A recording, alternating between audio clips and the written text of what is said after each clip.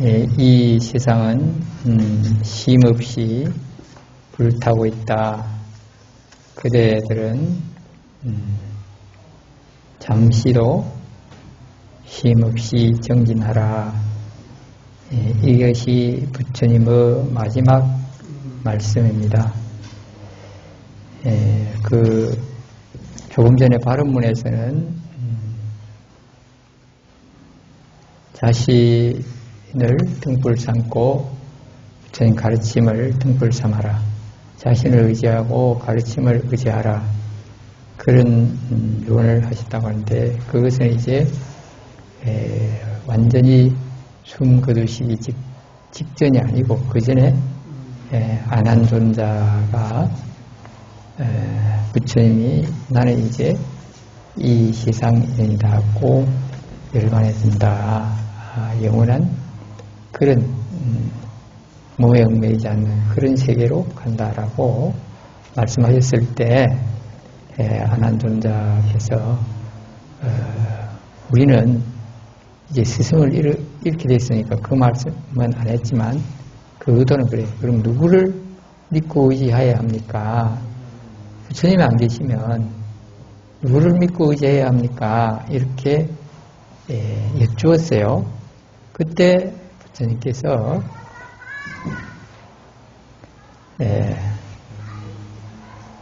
각자 자신을 등불로 삼아라. 그리고 내가 가르친 법을 등불로 삼아라. 그렇게 말씀하시고, 그 다음에 자신을 믿고 의지하라. 그리고 내가 가르쳐준 이 가르침, 법을 믿고 의지하라. 내 법을 믿는다면 내가 없어도 내가 있는 것 같고, 내 법을 믿고 따르지 않는다면 내가 육신이 이 세상에 있다 해도 소용없다. 없는 것과 같다. 그렇게 말씀했습니다. 그러니까 물론 내가 깨달아서 그 가르침을, 무슨 가르침이냐, 곧 괴로움에서 벗어나서 평안으로, 또는 이 복잡한 이 번뇌 고통에서 벗어나는 해탈의 길을 가르쳐 주었는데, 그 길과 그 방법을 믿고 따르면 되는 것이지, 내 모습이나 내 말이 나오기나 그렇게 기다리고 있지 말아라. 내 육신이 없어도 내가 가르쳐준 그 가르침대로 하면 되는 것이다. 그런 뜻이죠. 이건 여러분들이 이미 다 알고 계시죠? 대답이 없어요. 모르니까? 일부는 알고 일부는 모른다는 게 맞겠습니다.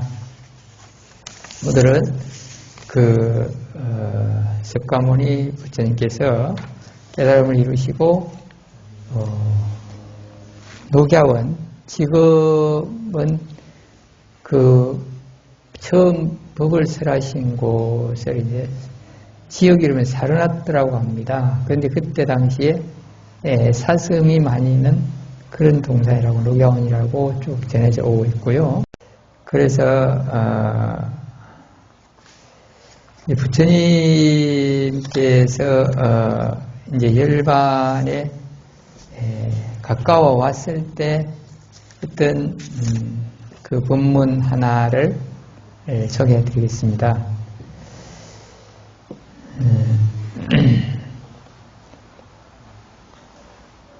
어느 날 이제 부처님께서 이 지역에 계신다는 걸 알고, 그 지역에서 가장 외살리라는 지역입니다. 안빠발리에서 외살리라는 지역에 안빠발리라는 여인이 왔습니다. 왔을 때 온 나라의 귀족과 부자들이 목을 매는 여인, 나라 밖까지 소문난 미녀 안빠발리가 새하얀 깃들로 장식한 수레를 타고 부처님을 찾아왔다. 화려한 옷을 벗고 빛나는 장신구도 빼고 신발까지 벗었지만 그녀의 자태는 눈부셨다. 쾌락을 찬탄하고 향유하며 자신의 미모를 자랑하던 안빠발리, 이가 이제 여신처럼 군림하던 안빠발리였다. 그만큼 미모가 뛰어나고 모든 사람들이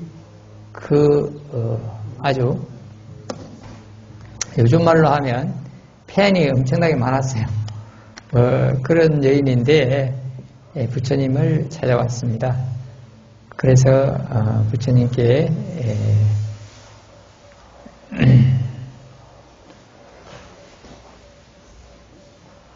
왔을 때 부처님은 그녀가 쾌락의 천박함을 꾸짖고 탐욕의 위험과 재앙을 경고하는 부처님에게 제발로 찾아와 머리를 조아른다는 것은 쉽지 않은 일이었다.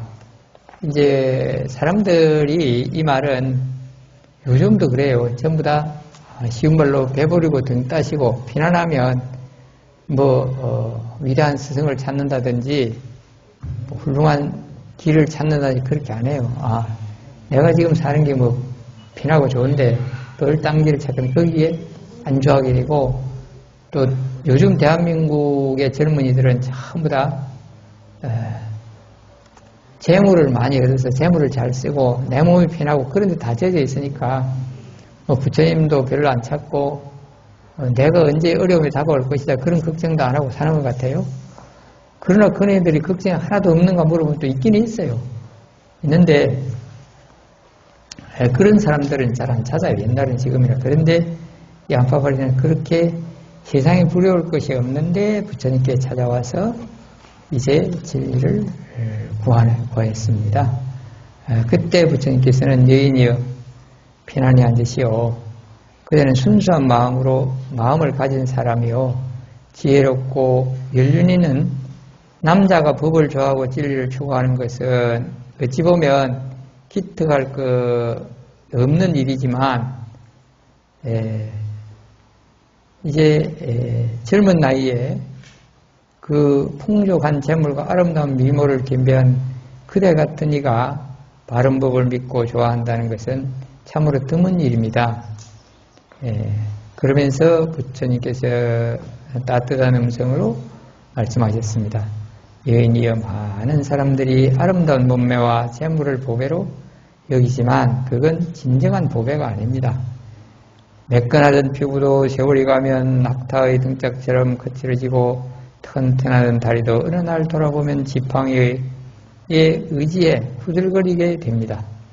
영원을 맹세하던 사랑도 봄빛 아지랑이처럼 흩어지고 천개의 성처럼 나를 보호할 것 같던 재물도 한 줌의 모래처럼 소나기를 빠져나갑니다. 아름다움도 건강도 사랑도 재물도 무상한 세월의 힘 앞에 무릎을 꿇고 맙니다. 여인이여 그날이 찾아왔을 때 비탄에 잠기지 않으려면 진정한 보배를 찾아야 합니다. 여기에서 진정한 보배가 무엇이겠습니까?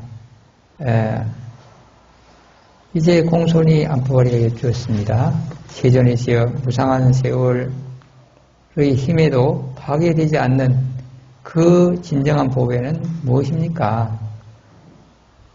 그날이 찾아왔을 때 나를 지켜주고 위로할 참다운 보배는 무엇입니까? 그러니까 이 몸이 무너지고 죽음에 이르렀을 때 나를 지켜주는, 또 이 모든 것이 허망해질 때 나를 지켜주는 보배가 무엇입니까? 그렇게 물었죠. 여러분, 오늘 이 유튜브 방송을 보는 분이나 이 법당에 앉아서 법문을 듣는 분이나 나를 끝까지 영원히 지켜줄 보배 무엇입니까? 누가 한번 말해보세요. 나는 이것이라고 생각한다. 뭐죠? 네, 부처님은 이렇게 말씀합니다. 참다운 법에 따라 수행한 공덕은 세월의 힘이 감히 침범하지 못합니다. 내가 사랑하는 이는 내 곁을 떠나고 두 번 다시 보고 싶지 않은 이들은 꼭 다시 만나게 됩니다. 내가 원하는 것들은 늘 손에 닿지 않는 곳에 있습니다. 세상 모든 일이, 세상 모든 사람들이 내 마음처럼 곁에 머물지도 떠나지도 않습니다. 하지만 바른 법, 나의 바른 가르침만큼은 나의 뜻대로 영원히 곁에 머물며 큰 위안과 기쁨이 되어줍니다. 그러니까 부처님께서 자기 마음을 다스려서 진정한 나를 바로잡고 그 생사를 초월하는 깨달음의 길로 가는데 수행해가는 그런 법, 그 바른 법은 영원히 나를 지키는 것이고 결코 험한 것이 아니라는 것입니다. 그래서 안파발이는 거기에 감동받고 이제 세존이시여 천한 저희를 가볍게 여기지 않고 진리를 맛보게 하셨습니다. 세존이시여 청이 있습니다. 저에게 깨끗한 망고나무 숲이 있습니다. 부처님과 제자들께서 그곳에 머무시며 내일 그 망고나무 동산에서 저희 공양을 받아주십시오. 이렇게 말했습니다. 그리고 이제 공양청을 올린 거예요. 본문을 듣고 올렸는데 그 외살리에 막 권력 있고 돈 많고 이런 사람들이 몰려와가지고 한 발 늦었어요. 그 안파벌이의 공양은 좀 연기하고 우리 공양을 먼저 받아주십시오. 그렇게 막 요청을 했지만 부처님께서는 이미 안파발리에게 약속을 했다. 그렇게 하고 당신들이 공양은 다음으로 받으면 되겠다. 그렇게 했습니다. 그래서 공양을 받게 됐다는 그런 것이고 이 안파발리는 나중에 이후에 이제 비군이 수행자가 되어서 수행을 하고 도에 이르게 되었다는 이야기가 전해지고 있고 지금도 그 안파발이 사원터가 인도에 가면 있다고 합니다. 이게 부처님 열반에 가까웠을 때 했던 그런 법문입니다. 제가 서두에 말씀드렸던 이 자등명, 법등명, 자귀법기라는 법문 여기서 나옵니다. 이제 부처님께서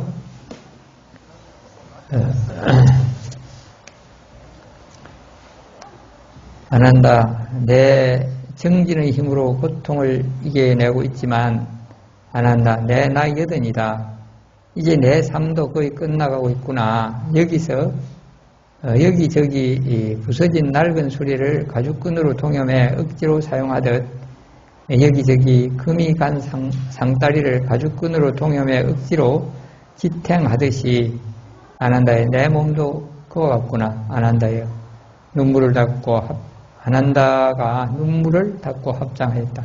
세존이시여 세존께서 계시지 않으시면 저희는 누구를 믿고 의지를 해야 합니까? 그렇게 묻습니다. 안 한다여 너 자신을 등불로 삼고 너 자신에게 의지하라. 너 자신 밖의 다른 것에 의지하지 말고 오직 너 자신에게 전념하라. 법을 등불 삼고 법을 의지하라. 법을 떠나 다른 것에 매달리지 말라. 자신과 법을 등불로 삼고 의지한다는 것은 어떻게 하는 것입니까? 이렇게 같이 해봅니다. 자신을 등불로 삼고 자신에게 의지하라. 자신 밖의 다른 것에 의지하지 말고 오직 너 자신에게 전념하라. 법을 등불로 삼고 법에 의지하라. 법을 떠나 다른 것에 매달리지 말라. 자신과 법을 등불로 삼고 의지한다는 것은 등불로 삼고 의지한다는 것은 어떻게 하는 것입니까? 그렇게 이제 안 한다가 물었습니다. 그래서 부처님은 이제 여기서 수행의 방법을 다 일러줍니다. 여기서 심수, 심법이 나오는데요. 육신에 대한 갈망을 벗어난 것이다. 이제 이 불굴의 의지로 결함 없이 자기 몸을 깊이 관찰하고 자기 몸을 깊이 관찰하고 정신을 집중한다면 그런 수행자는 욕심에 대한 갈망에서 벗어날 것이다. 느낌과 마음과 법에 대해서도 마찬가지다. 이렇게 자기의 몸에 정신을 집중하고 생각을 집중하고 마음을 관찰하고 그 다음에 내 느낌이 어떤 좋아하는가 미워하는가 게으른가 이런 느낌을 잘 관찰하고 그런 마음 상태를 잘 관찰하고 그래서 깨달음으로 가는 길을 잘 아는 것. 이것이 바로 법 중에 아주 중요하고 지금 우리가 해야 될 것이다. 이것이 자기를 등불로 삼고 마음을 등불로 삼다는 것이다. 이렇게 대답했습니다. 여기서 이제 우리가 부처님 가르침을 믿고 의지하라는 것. 첫째는 내 자신이 나를 올바르게 또는 편안하게 행복하게 해갈 수 있는 충분한 능력이 있어요. 있지만 그건 자기를 잘 다스리고 잘 관해서 그럴 수도 있는데 그건 바로 자신을 의지하는 것이고 그래도 모를 때가 있고 그래도 그 자신의 의지하고 관찰하면 잘 안 될 때가 있어요. 그렇게 연부를 한다든지 수식관을 한다든지 뭐 그렇게 해도 무엇이 해결이 안 되고 또 뭐 어떻게 될지 모르고 그럴 때는 바로 부처님 가르침에 의지하라. 부처님 가르침은 어디에 어떻게 있습니까? 지금 이제 석가모니 부처님은 2565년 전에 이미 육신이 가셨어요. 그래서 내 법을 의지하라, 내가 가르친 걸 의지하라는데 그 법, 그 가르침이 어디에 있습니까? 어떻게 있습니까? 또 알아도 말 안 하시는 겁니까? 예. 그 가르침은 크게 눈 뜨고 보면 온천지, 시방 3세에 다 있어요. 있는데 그러나 좀 더 구체적으로 집어서 말하려고 하면 경전 속에 부처님 경전 책 경전 속에 있고 그 다음에 그 경전에만 있는 게 아니고 그 경전대로 또 마음수행법을 배워서 전하는 그 스님들의 가르침에 또 있어요. 그래서 불법승인데 그 법이 부처님으로부터 말씀이 나왔고 부처님 법을 깨달은 스님들을 좀 이어받았고 또 스님들도 제대로 지금 부처님 가르침을 공부하고 익힌 스님은 그 스님에게 가서 법을 찾으면 구하면 다시 말해서 질문을 하고 지도를 받으면 법을 만나게 되고 법을 알게 되고 법을 따르게 되는 것이다. 잘하고 있습니까? 못하고 있어요? 예. 이 부처님 법에 대해서 우리가 제대로 알고 해야 되겠다. 그런 것입니다. 그것은 달리 말하면 절에 오면 부처님이 좋다고 절을 올리고 시주도 하고 그래 하는데 또 집에 가면 무엇이 뜻대로 안 된다면 이걸 어떻게 해결하지 혼자 고민하다가 그 엉뚱한 데 찾아보면 철학관에 가자, 뭐 쪽집게 정하는 데 가자, 아니면은 뭐 무슨 방법이 좋단다, 뭐 그런 거 온갖 거 막 기기울이고 그러면 그건 바로 나를 의지하고 부처님 법을 의지하는 거하고 반대, 엉뚱한 길로 가고 있어요. 나를 의지한다는 건 내가 밥 먹어야 되겠다, 잠자야 되겠다, 여기 다쳤으니까 약 발라야 되겠다, 뭐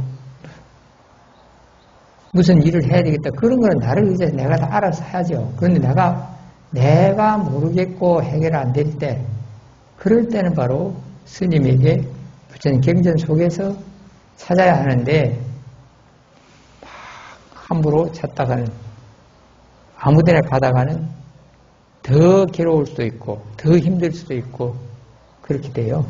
물론 그런 데 가서 또 좋은 걸 만나면 다행일 수도 있지만은 근데 이제 스님은 그러면 스승이고 위대한 분이다. 믿고 의지해야 되겠다. 지금까지 나온 말씀은 그렇기도 한데 내가 오늘 한 말은 근데 거기에도 또 상세히 제대로 공부를 하고 제대로 지도해주는 스님인가를 알아야 돼요. 요전에 며칠 전에 있었던 일입니다. 어떤 보살님 한 분이 찾아와서 우리 지원 스님 기도하는데 스님 살려주이소 살려주이소 이러고 막 다짜고짜 살려달라 했대요. 그래서 이야기를 들어보니까 뭐 이제 어느 스님 남자 스님하고 여자 스님하고 두 분이 와서 뭐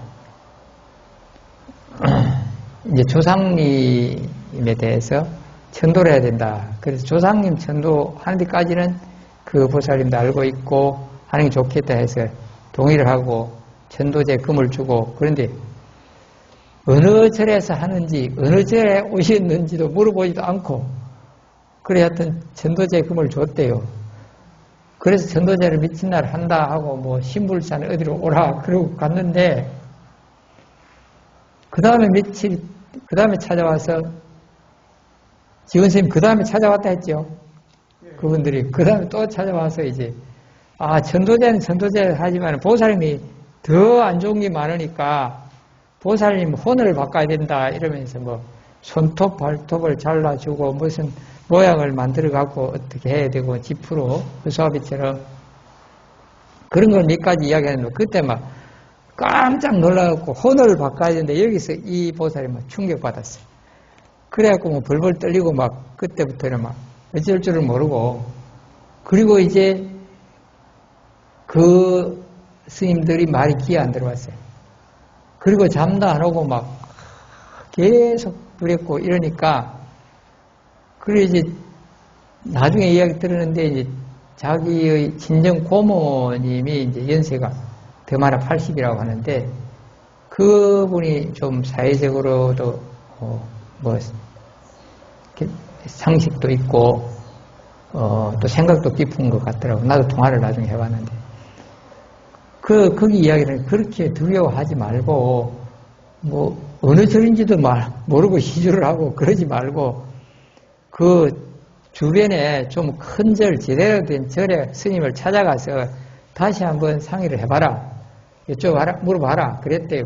그래서 이제 정토사 찾아와서 지원 스님 기도하는데 와서 막 살려달라고. 그래서 스님이 이제 급한 게 뭐 기도시키고 좀 안정을 시키고 뒷날 재우고 상담도 하고 그리고 여기서 내가 몇 가지 기도도 시키고 그런데 그 생각을 잊어버리라. 혼을 바꾼다는 말을 믿지 마라. 자기도 인정 안 된다 그래요. 그러면서도 두려워했어. 그래서 3일간 아예 그냥 집에 가면 두렵대요. 그래서 여기서 3일간 숙식을 하시고 기도를 하라 해서 이제 마음이 편안해졌다 하고 이제 갔습니다.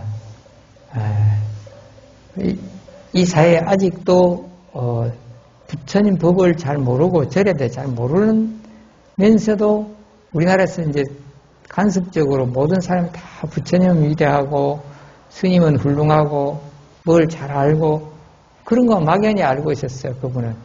그런데 그분은 이제 전혀 불교를 모르는 거 아니에요. 가끔 부처님 오신 날은 이 절이나 저 절에 가서 등도 달고 그 정도 했대요. 자기는 나는 부처님 제자고 불교 신도다 그 정도 생각은 있는데 부처님 법을 제대로 모르니까 스님을 보는 또 눈도 없으니까 안목도 없으니까 그런 엄청난 두려움에 처했어요.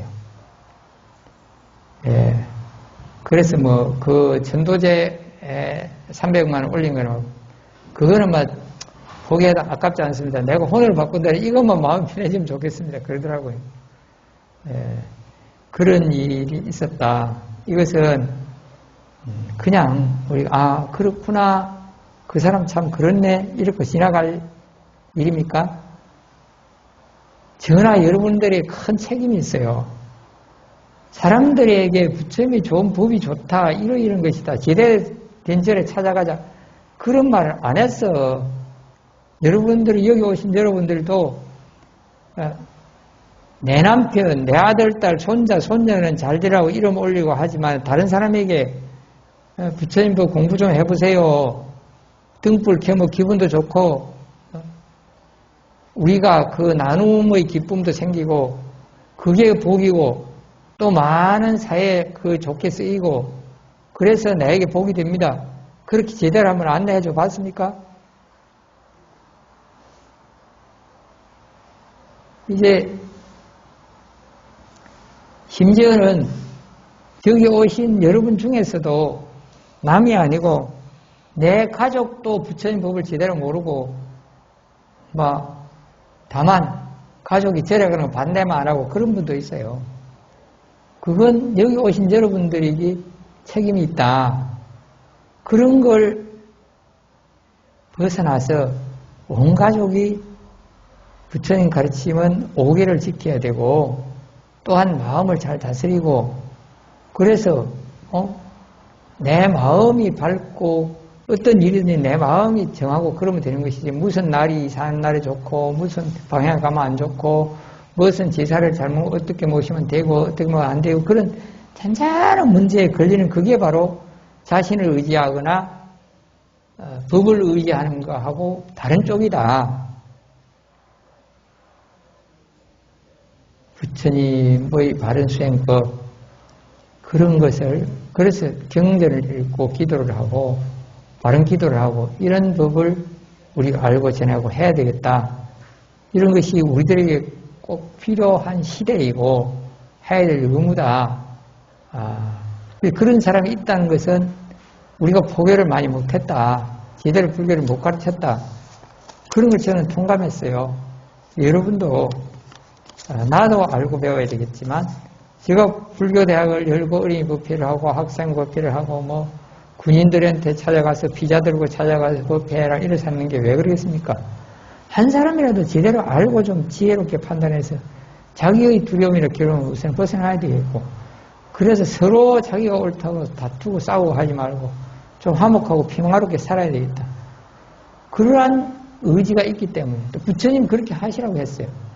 그런데 이제 저 신을 믿는 종교들은 안 믿으면 오라고 안 믿으면 지옥 간다고 협박을 하고 대들고 그러지만 부처님은 그렇게까지는 하지 말았어요. 내 법이 좋다고 잘 안내하고 지도하고 해라. 그렇지만 안 믿는다고 협박을 하거나 무기로 갖고 설치거나 협박은 하지 말아라 그랬어요. 예. 자, 이런 점을 우리가 알아야 되겠다. 그래서 이제 특히 이제 신을 믿는 종교에서는 그 예수님이 부활했다고 막 내세우지 부활. 그런데 부처님 일대기에도 부활도 나와요. 달마 대사도 부활했다는 쭉 설이 있어요. 있는데 그걸 불교에서는 대단하게 부처님 위대한 능력이다 그렇게 말하지 않습니다. 부활이 어떻게 나오느냐? 다시 살아났다. 이제 여기 보면 살아나무 아래 가서 열반에 드시기 전에 아난존자가 또 장례식을 어떻게 해야 합니까? 그렇게 물었을 때 장례식은 비구들이 관여하지 말아라. 신도들이 다 알아서 할 것이다. 그렇게 했어요. 그래서 쿠시나가라 지역의 이스라엘 사람들이 그 쿠시나가라 지역 사람들이 열반에 드신다는 소식을 들고 다 와서 장례 절차 같은 거 다 했어요. 했는데 마지막으로 이제 너무 처음에는 비통해하지 않고 부처님께 잠깐만 그 슬픔을 표하는 곡을 하겠습니다. 그랬는데 자꾸 이 사람 몰려와서 부처님 왜 가십니까? 슬퍼하고 울고 이러면서 하루 이틀 7일이 걸렸대요. 여기 보면 7일 동안 그렇게 슬피 울고 그 다음부터 이제 다윗 화장 지내는 의식에 들어가서 한 3일 만에 다 준비를 해서 이제 좋은 장작에다 좋은 관에다가 그렇게 모셔서 이제 장작더미 위에 올려놓고 그 사람들이 전부 이제 뭐 불을 붙이는 사람 뭐 역할을 다 했어요. 그 관을 밀고 가는 사람 그게 다 정하고 했는데 마지막 장작더미 위에 관을 올려놓고 불을 붙여도 이제 만리족 향나무 장작을 쌓고 그 위에 관을 올렸다. 말라족 대신이 횃불을 들고 다가가 장작에 불을 붙였다. 그러나 어찌된 일인지 불이 붙지 않았다. 대종이 의아하게 생각하며 술렁이기 시작했다. 자신이 깨끗하지 못한 탓이라 여긴 대신이 횃불을 다른 이에게 넘겼지만 그래도 불은 붙지 않았다. 그때 안 이뤘다가 그대들에게 다가가서 기다리십시오. 기다리십시오. 그대들이 할 일이 아닙니다. 이 불을 붙이고 하는 것은 그대들이 할 일이 아니다. 지금까지 준비는 그대들이 했지만 그러면서 이제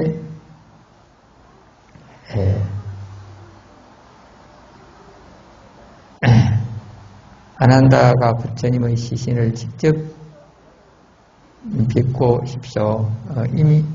그러면서 이제 마하카사파가 와야 된다 그랬어요. 마하가섭존자라고 그러죠. 마하가섭존자가 와야 불이 붙을 것이다. 안 이뤘다가 희한이 열려있거든. 천안제일입니다. 이분은 너무 정진을 많이 해서 천안제일 안하율이라고 되어 있어요. 안 이뤘다인데 이분이 희한이 다 밝고 실제로 육안이 너무 밤에 잠을 안 자고 정진해서 안 보입니다. 다시 말해서 장링이에요. 시각장애인인데 그래도 모든 것은 이 눈으로 육안으로 안 보고 휘안으로 다 봐서 판단하고 그러셨어요. 그런데 이분이 마하가섭존자가 와야 합니다. 그래 마하가섭존자가 왔습니다. 왔는데 이제 안 한다고 그때까지는 모시고 다니고 뭐 전부 다 하니까 마하가섭존자가 이제 좀 부처님을 만나야 되겠다 이래도 군중들이 쌓여 있어서 곤란합니다. 지금 준비가 다 돼 있으니까 지금 와서 어떻게 할 수 없습니다. 곤란합니다 했는데 마하가섭존자가 꼭 좀 뵙고 싶습니다 하고 쫙 하니까 이제 군중들이 전부 길이 열리고 그리고 이제 부처님 앞에 가서 마하가섭존자가 큰 절을 올리고 했습니다. 그럴 때 이제 걸어가서 주위를 빽빽이어 샀던 말라족이 허리를 숙였고 두꺼운 얼음이 쪼개져서 길이 열렸다. 향나무로 쌓은 높은 단 아래까지 온 마하가섭파가 걸음을 멈추자 튼튼한 관이 철그덩 소리를 내며 저절로 열렸다. 그리고 관 밖으로 부처님께서 두 발을 내미셨다. 네 마디로 터지는 군중들의 탄성을 뒤로하고 마하가섭파는 조용히 그 발 아래 큰 절을 올렸다. 그렇게 마하가섭존자가 큰 절을 3번 올리고 그걸 3바퀴 돌고 나니까 이제 불이 붙었어요. 그래서 이제 화장이 잘 지내졌고 그리고 이제 사리를 모든 나라 사람들이 나누어 가서 이제 가까운 나라부터 하고 뒤에 온 사람은 사리를 모두 8나라에서 사리를 나누어 갖고 그 뒤에 오신 분은 그 화장 지낸 재를 가져가서 탑을 모시고 나중에 온 사람은 교통수단도 통신도 그때 발달 안 됐으니까 뒤에 선물 듣고 온 사람도 있죠. 그런 분들은 그 다비 지낸 땅에 흙을 파가서 탑을 모셨어요. 그래서 부처님이 일반하시고 나서 부처님을 대신한 역할은 사리를 모신 탑이고 더 깊게 얘기하면 부처님 화장 지낸 재나 그 흙까지도 모시고 탑이 됐어요. 그래서 지금 우리처럼 이 법당 안에는 부처님의 직접적인 육신이 없는데 요 앞에 사리탑에 부처님의 화장실에는 유골 일부가 있어요. 그게 살입니다. 모셔져 있어요. 그래서 탑은 부처님이에요. 부처님. 그런데 이제 우리 사람들은 눈에 더 빨리 느끼는 부처님의 모양이나 그림의 더 느낌이 좋으니까 이제 그렇게 근세에는 불상 앞에 기도를 하지만 부처님 열반하기 때문에 부처님 그림이나 상이 없었어요. 바로 탑이 부처님 대신. 어떤 면으로 보면 우리들이 일반 간섭으로 느낄 수 있는 것은 아버지 어머니가 돌아가시면 그림을 그려놓고 모양을 만들어 놓고 아버지라고 절하고 제사 모시고 그렇게 하기 이전에 묻힌 묘지에 가서 먼저 하죠. 그게 바로 사례탑이라 마찬가지야. 이해가 됐습니까? 예. 그러한 부처님 뒤에 이제 부처님의 상징은 탑이다. 그 후대에 와서 부처님 상이나 그림이 출현하게 됐습니다. 그러나 부처님 상과 그림은 우리가 더 생생하게 보고 느낄 수 있으니까 이 불상이나 불화를 보고 예배하는 것이 맞다, 틀렸다 할 수는 없고 더 좋다는 것은 맞는데 그러나 이 불상보다 이제 탑도 더 부처님과 가까운 그런 부처님의 대신입니다. 그걸 우리는 알아야 합니다. 그래서 탑을 돌 때 꼭 3배를 올리고 3번을 돌고 그리고 이제 이 부처님 상을 법당에 모시는 것은 이제 일이 이제 차고 듣고 하니까 집안의 상이 좋죠. 이게 집안에 이제 물론 집안에 사리를 모신 것도 있긴 있지만 대부분 사리탑은 밖에 있습니다. 이런 게 있다. 그래서 부처님 오늘 열반절에 열반에 대해서 그런 가정 중요하게 해야 되겠다. 자, 다시 한번 해보겠습니다. 내 자신을 믿고 의지하라.